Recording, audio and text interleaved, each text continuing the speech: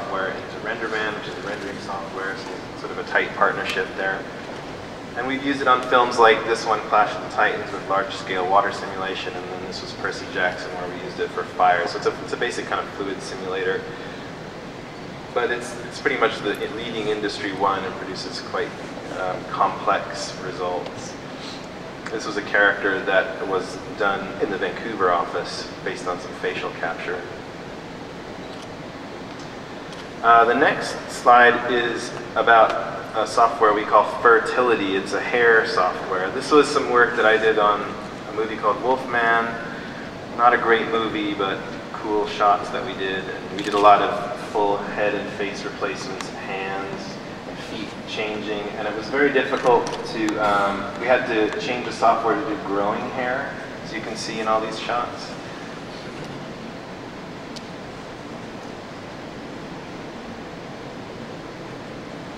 These are all the different pure color passes and shading passes that go into the compositing. So that was a tricky one for the hair software. And this last one is a crowd software we have called Alice, which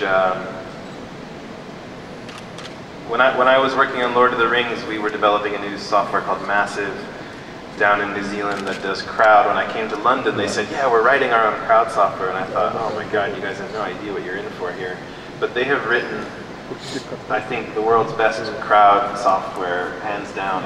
It's very, very sophisticated. We actually do much more motion synthesis and natural motion in Alice than anything we did on Lord of the Rings with Massive. Massive is great as well, but I think we've got a really beautiful set of results out of this tool because of the sort of attitudes to motion capture and how we can combine it with animation. So we do a lot of motion synthesis, taking crowd software and producing simulations which are modified by animators, or taking animation cycles from animators and feeding them into the crowd engine so we can do simulations for things like creatures and stuff that are not human. And then this is another tool called City Builder. We've become quite good at doing lots of cities. We've done Jerusalem, we've done what was the name of the city in Clash of the Titans? I can't remember now. But we've done, I don't know, 3 or 4 or 5 different kinds of cities. Troy and all these different things. And London a bunch of times. Because we live in London, we can go and just photograph all these buildings and recreate models and so forth. We did all of the visual effects work on Sweeney Todd's, some 700 shots of virtual versions of London. We've done London for 5 or 6 different films. And so we wanted a way of laying out cities and stuff so they have an organic feeling, and so we sort of built a layout tool for that. So I'm going to start wrapping up, but the creative offer, again, from MPC's point of view, is to work with directors as full creative partners in all facets of the production. From concept design to previs and scene design, character design, effects, and then we continue that design effort all the way through production. So it's not something that you just design and draw things and then you fulfill the brief. It's really when you're making the scenes that it really kicks in hard, and that's when you really need to push yourself and continually redesign things and stay active and offer that design facility. Just a quick anecdote about Harry Potter 7, because this is, I thought, pretty cool. This is the first time where the Harry Potter clients, we've worked on every Harry Potter movie that comes out, and this time was interesting because they were finishing Harry Potter 6 and they were starting Harry Potter 7, and they were all so busy, and they didn't have a script yet finished for 7, and they didn't really have pages to work from or storyboards or anything. But they came to us and they said, listen, we know that in Harry Potter 7 we want to do the first chapter of the book as our opening sequence. It's a special sequence called 7 Harrys, whereby all these kids take a potion and they all look like Harry Potter and they go flying off into the sky on brooms and they're chased by these bad guys. We don't know exactly how to do it. We figure it's a really big animation scene. Can you guys just read the chapter of the book and start doing the scene? So we literally had a team of guys go through the book and start designing from the book what would be a cool way to film this chase scene. So we weren't given script pages, a plan, storyboards, nothing. It was a purely creative effort from the source material. And that's kind of that was a new thing and kind of fun. And we actually put that team in the film's production office on their studio lot, so that there was a very tight connection between the director and the visual effects supervisor to just work directly with our team and help perform this scene. So that was a really cool one. Here's a couple of quick examples of how concept art becomes shots. So those are designs for a snake monster made of fire from the Harry Potter movies, and here are the final shots. And again, these were done during production. There had been some original concept art done by the production, but they wanted some refinement. This next one was for a film called Elizabeth.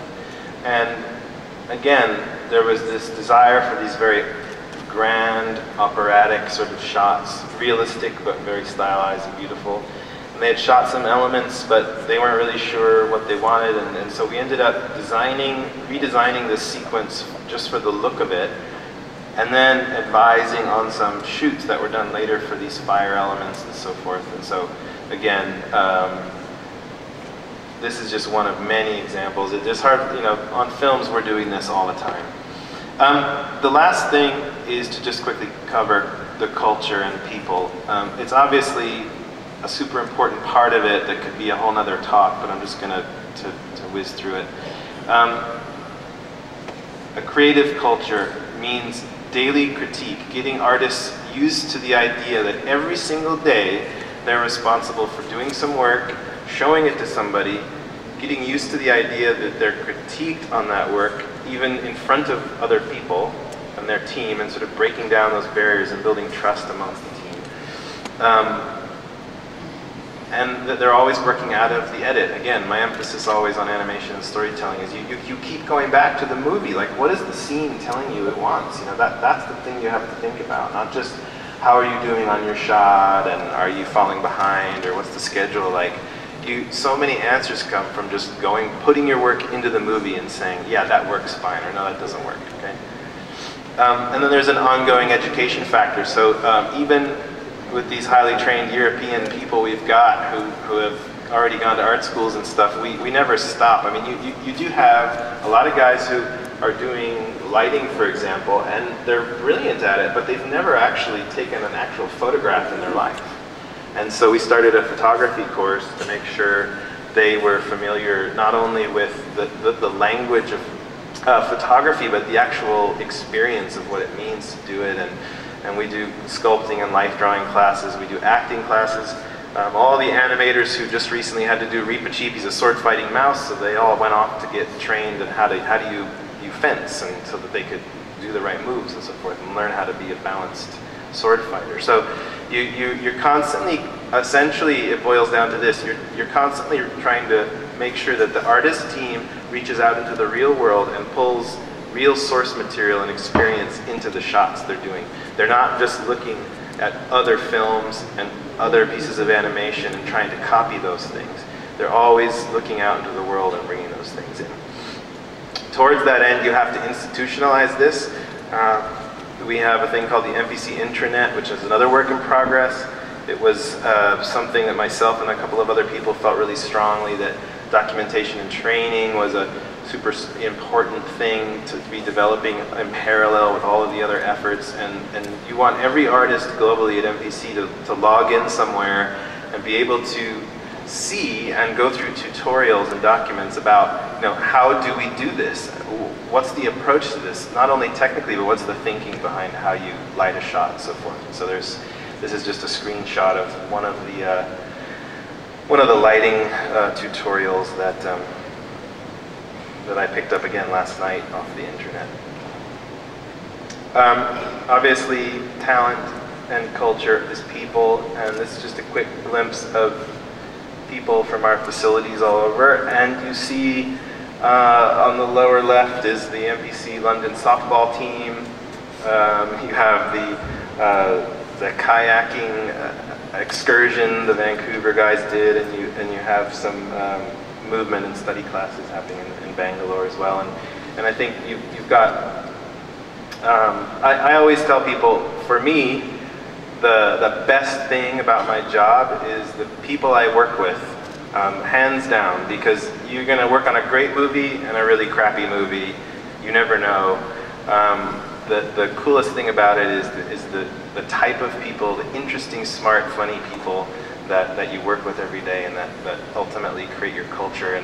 And they sort of tell you what your culture is rather than you saying to your company, we are this. You just look at who you are and that's your culture. So it's obviously an important thing to cultivate these people, seek the right people, and make sure there's a sort of harmonious feeling within that group. So that's a look at MPC. I'm just going to show you a couple of quick slides about Technicolor India, just before I move on.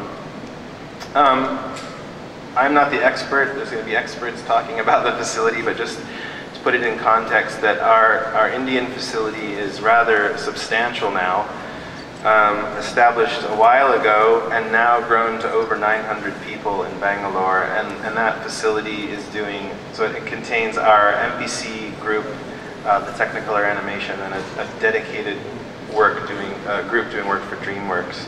Development, who we are, what we're doing, it's an ongoing process, and hopefully there's some insight there into this concept that really it's all storytelling, it's all animation, and all of us doing this, whether it's in a game or visual effects or an animated series, you know, I think the way not only to be successful at business here, but to also make sure that we're making good content is to kind of keep that frame in mind, keep a view towards storytelling and how you actually build a facility around the creative process. Okay, thank you very much.